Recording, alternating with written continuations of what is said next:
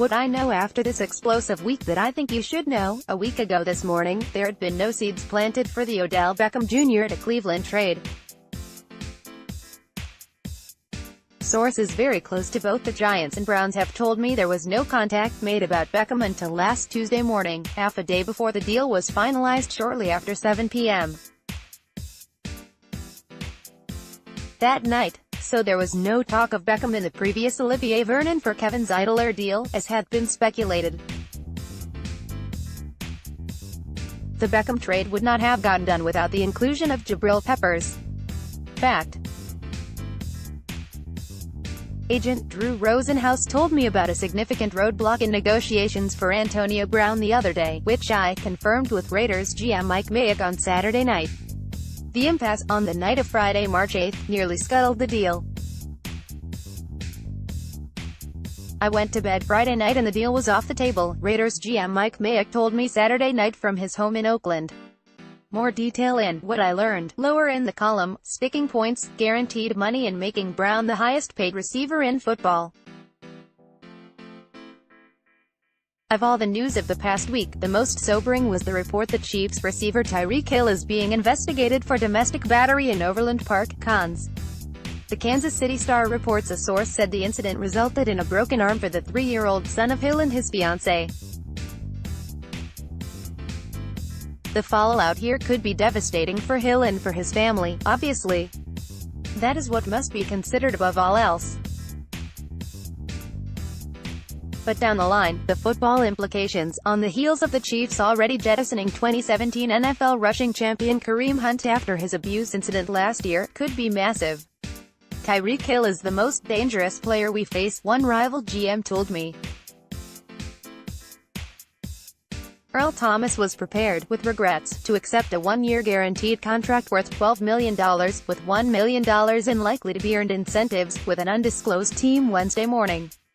That team, I am told, was sure it had Thomas, whose market had never materialized the way safety markets developed for Landon Collins, Tyrann Mathieu and Adrian Amos. Then the Ravens swooped in, knowing they had to overpay to break up the other deal.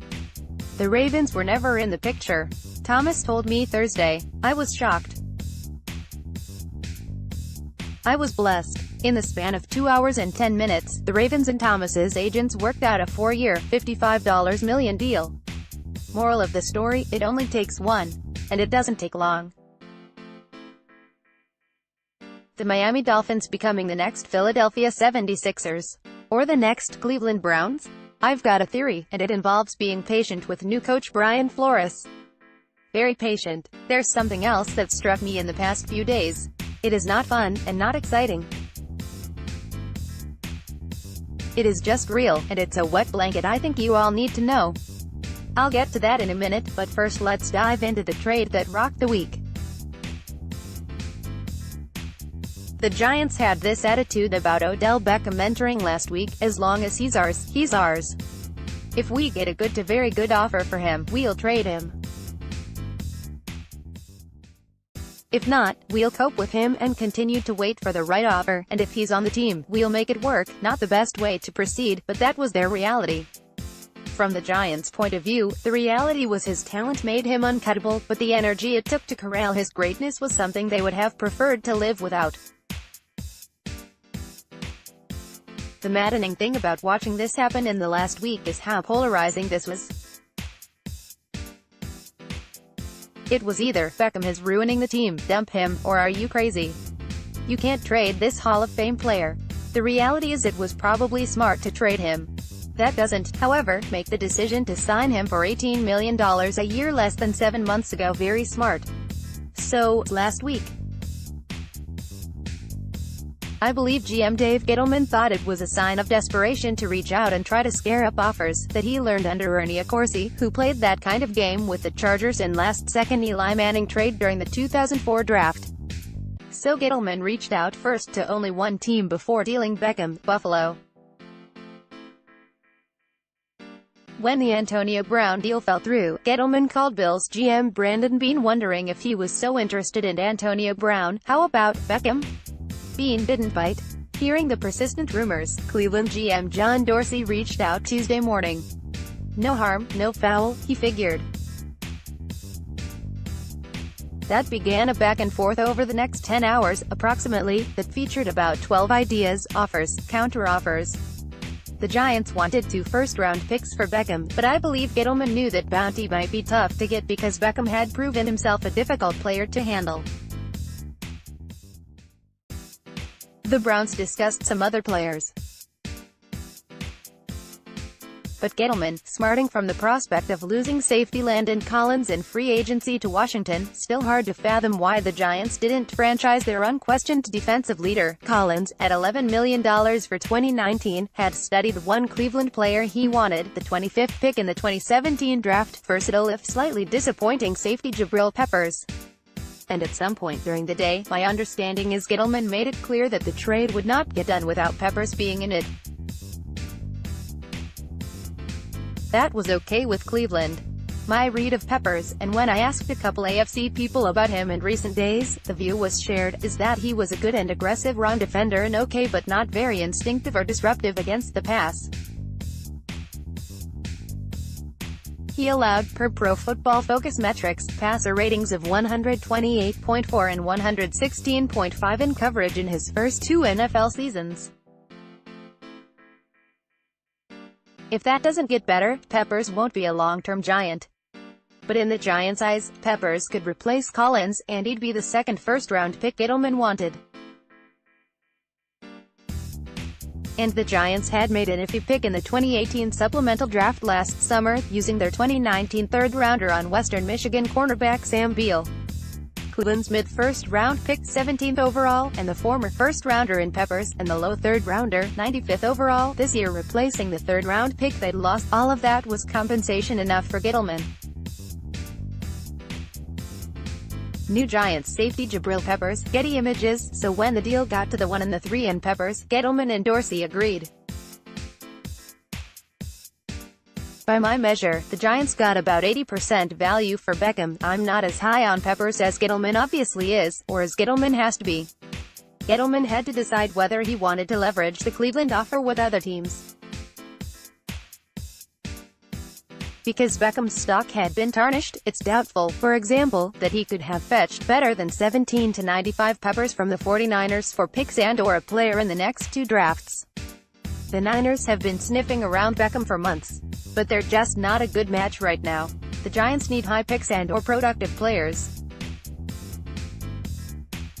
The Niners wouldn't have wanted to trade a high pick this year or next plus rising star defensive tackle DeForest Buckner, and the Giants might not have wanted to settle, say, for next year's first-rounder and this year's second-rounder, 36th overall, plus a lesser player than Buckner, say safety Jaquiski Tartt. The Giants need help now. So Gettleman took the bird in the hand. He lanced the boil.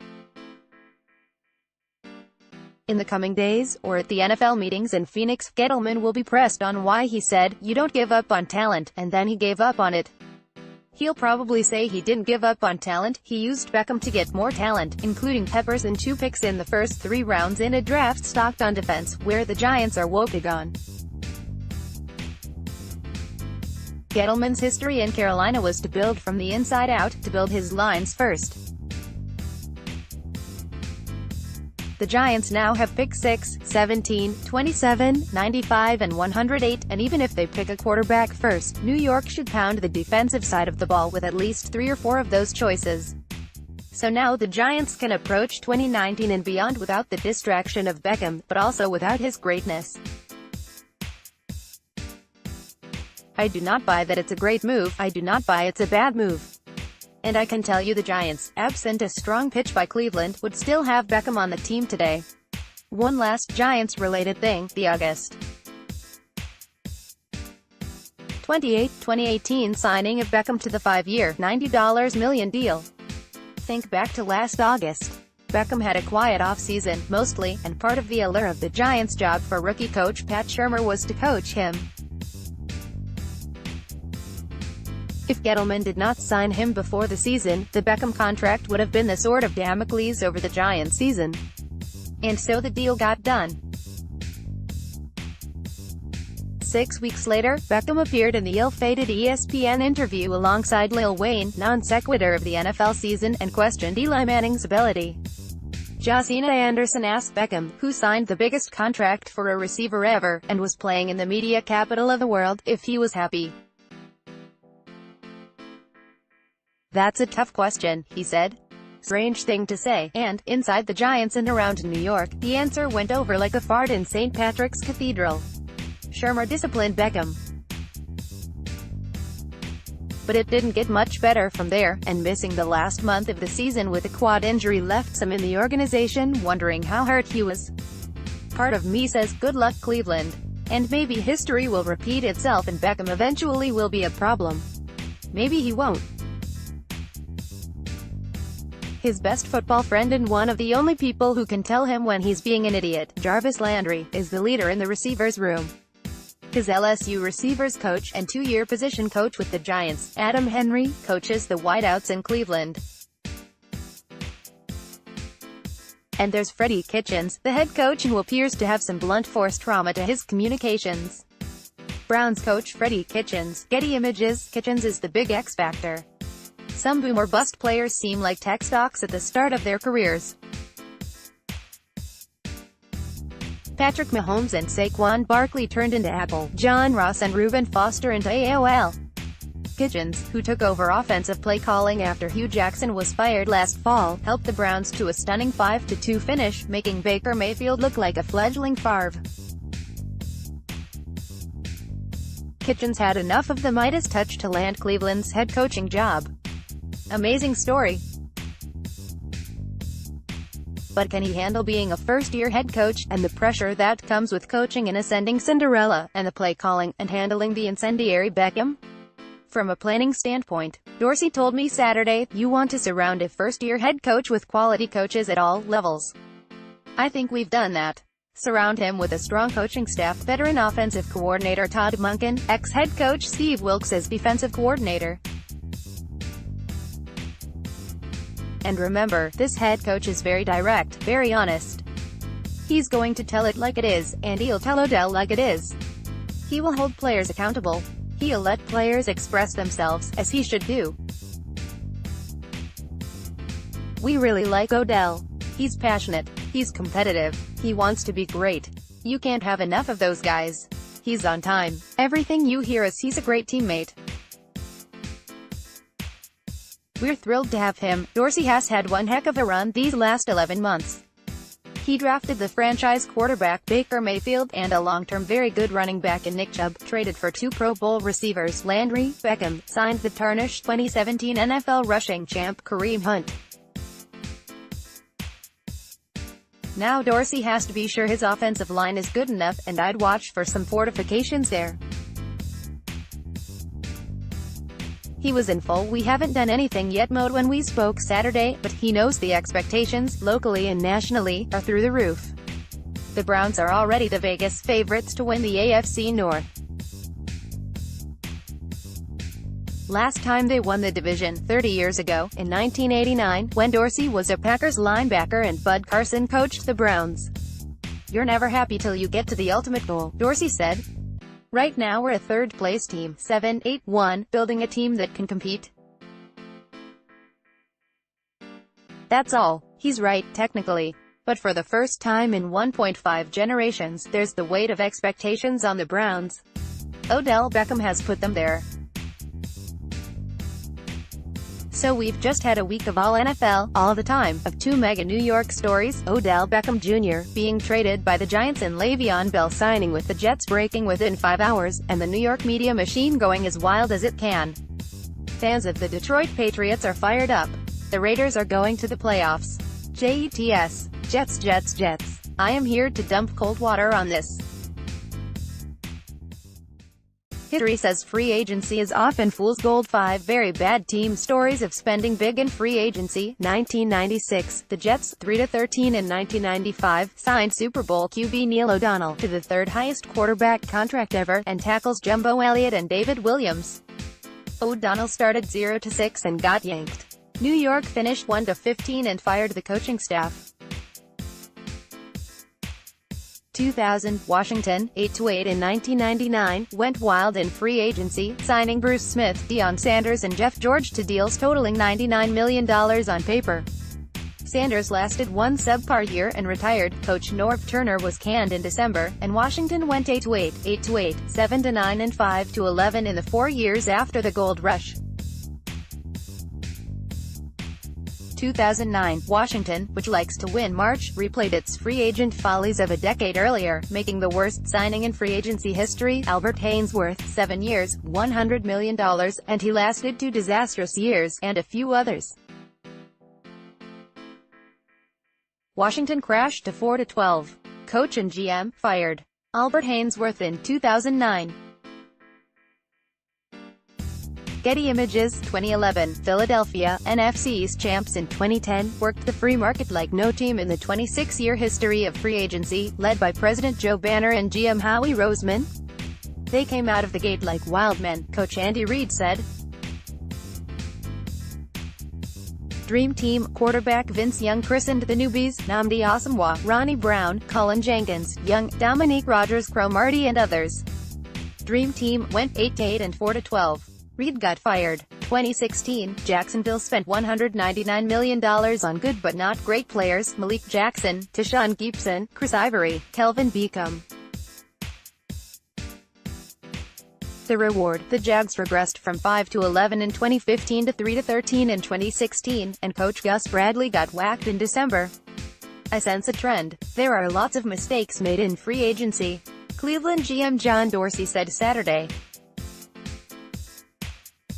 And lots of mistakes made early in free agency, when there are 32 teams competing for the best players, and you're going to pay probably 20% more than makes sense. Sometimes high-priced imports work, and they improve a team mightily. Reggie White had great defensive impact as the first big free agent in 1993, and made it cool for free agents to work in Green Bay. Drew Brees, 2006, San Diego to New Orleans, became one of the best quarterbacks ever. Andrew Whitworth, 2017, Cincinnati to the Rams, has been one of the best left tackles of football for a growing and starry team. The Giants got a one-year pop out of Janoris Jenkins, Damon Harrison and Olivier Vernon in 2016, and made the playoffs that year, but it was like a 5-hour energy jolt. The Giants crashed. And there are a lot more Haynesworths and Asamoahs and 96 Jets than there are even one-year success stories. Just look at 2018 while getting excited about the new class of free agents. Remember these Pro Football Focus ratings of some of the richest players who changed teams in the 2018 free agency class. Kirk Cousins, $28 million per year, was PFF's 11th rated quarterback. Case Keenum, $18 million per, was the 28th rated quarterback. Sammy Watkins, $16 million per, was the 38th rated wide receiver. Nate Solder, $15.5 million per, was the 38th rated tackle. Tremaine Johnson, $14.5 million per, was the 43rd rated cornerback. Allen Robinson, $14 million per, was the 35th rated wide receiver. Andrew Norwell, $13.3 million per, was the 13th rated guard. Malcolm Butler, $12.2 million per, was the 73rd rated cornerback. Ryan Jensen, $10.5 million per, was the 36th rated center. Seriously, how many GMs who signed those players 12 months later wish they hadn't?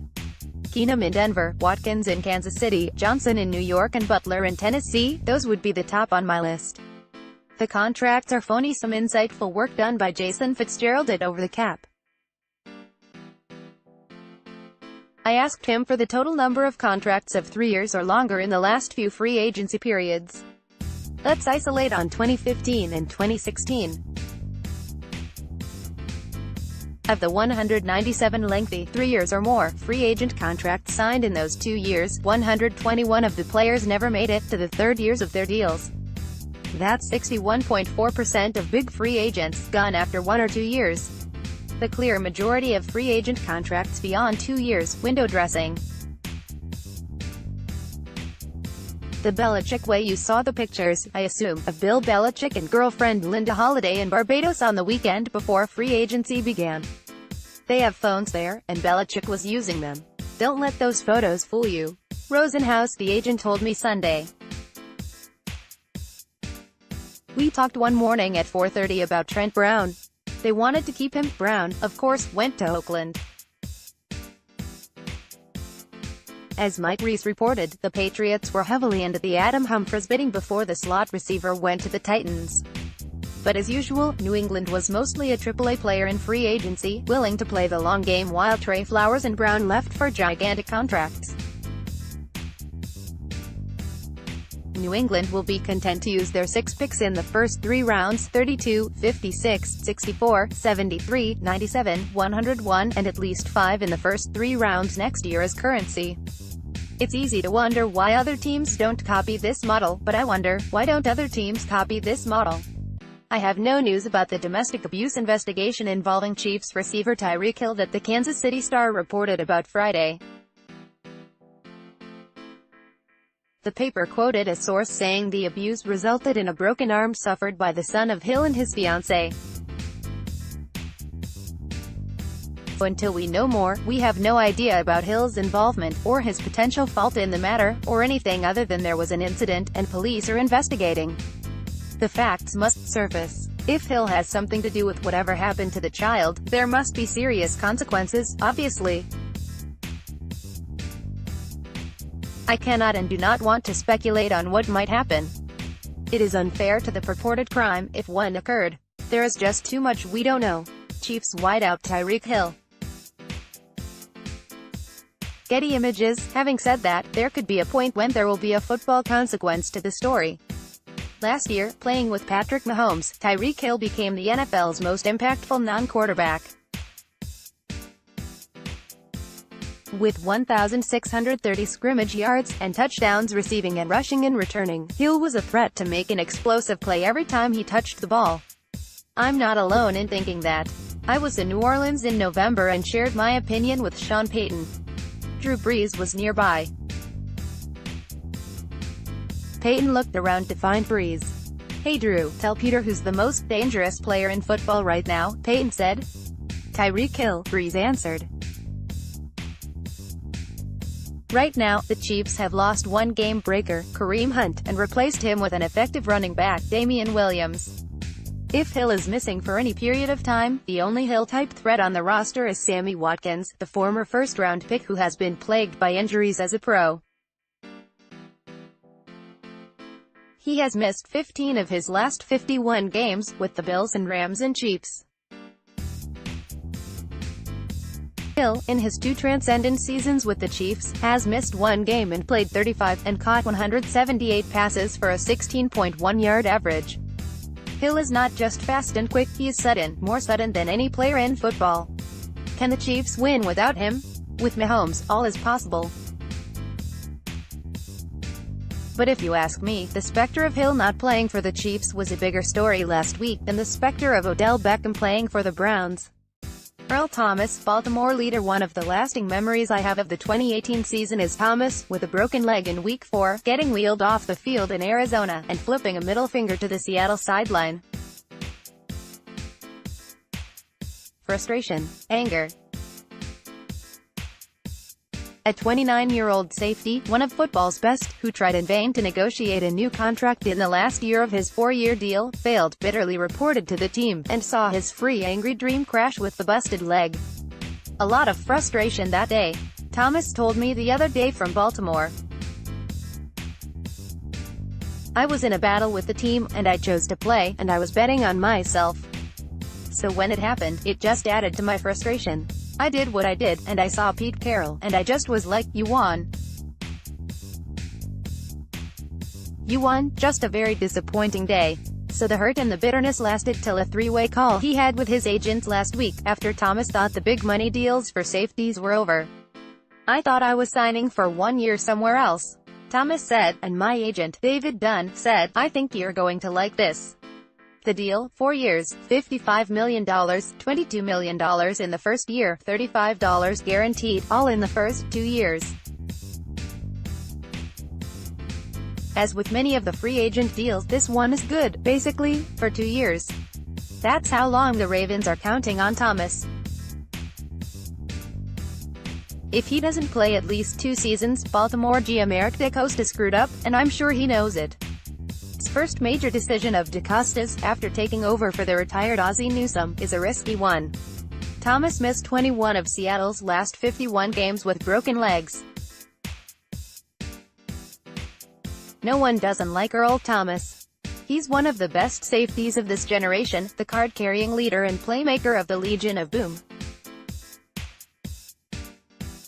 But now, playing at 30 for the first time and coming off 2 injuries in the last 3 years, he has to prove he can stay on the field and lead a new team he doesn't know. Baltimore has lost its 2 alpha males on defense, Terrell Suggs, to Arizona, and C.J. Mosley, to the Jets. The Ravens need Thomas to be that leader, and to stay on the field for the next 2 years. "You look at Ed Reed, Ray Lewis," Thomas said. "I feel like that's my style of play. Mike Mayock, ready to compete. I've known Mayock for some time, and when we spoke Saturday night, he sounded like the same driven prospect nowhere I've come to rely on in the last few years. I'll be honest," he said. "I never believed in big spending in free agency. For years, that is not where my head was. But John Gruden and I spent a long time examining our team. We had so many team needs. We figured, we can go out and spend a little money on several positions. This year, we can look at 3, 4, 5, 6 guys who can make a difference on the field and, as importantly, in the locker room. If we can get the guys we want, we should do it. We find a way to get Antonio Brown, Tyrell Williams, J.J. Nelson at receiver. We get a tackle, Trent Brown, 25 years old, who doesn't even know how good he can be, who was locked down, shut out in the playoffs for New England. We got Rodney Hudson at center, with a good young tackle, Colton Miller, as the other tackle. We can line up and compete right now offensively. As for how the tempestuous talent, Antonio Brown, will fit, AB got off the plane with a nutritionist and a trainer. They go everywhere with him. He wants to break Jerry Rice's all-time record. Trust me, me and John are all in with that. I just think what happened in Pittsburgh was there were some lines drawn on both sides, and it was hard to get past that. He is primed to show everyone how good he is." Le'Veon Bell to the Jets. "I like the signing by the Jets because I don't think a man who was the best all-around back in football at 25 and who sat out the season at 26 and returns to football at 27 will be hurt much by sitting. In fact, he might be better for the lack of hits last year. 2 things I worry about with Bell. 1. Pittsburgh had a top 5 offensive line. Jets have a poor offensive line, and failed at one of the most important offseason jobs GM Mike Maccagnan had. He got neither of the top 2 free agent centers, Mitch Morse, who signed with Buffalo, or Matt Parity, who signed with Carolina. The Jets did improve the line with a deal for a former star guard, Kelechi Osemele, who needs to return to his Baltimore form, but it's an average unit at best. 2. Without the kind of receiving weapons he benefited from in Pittsburgh, will foes load the box to stop Bell and risk less coverage on outside receivers. New Jets running back Le'Veon Bell. Getty Images. Finally, we could debate all day whether it was smart for Bell to sit in 2018, and miss out on the $14.5 million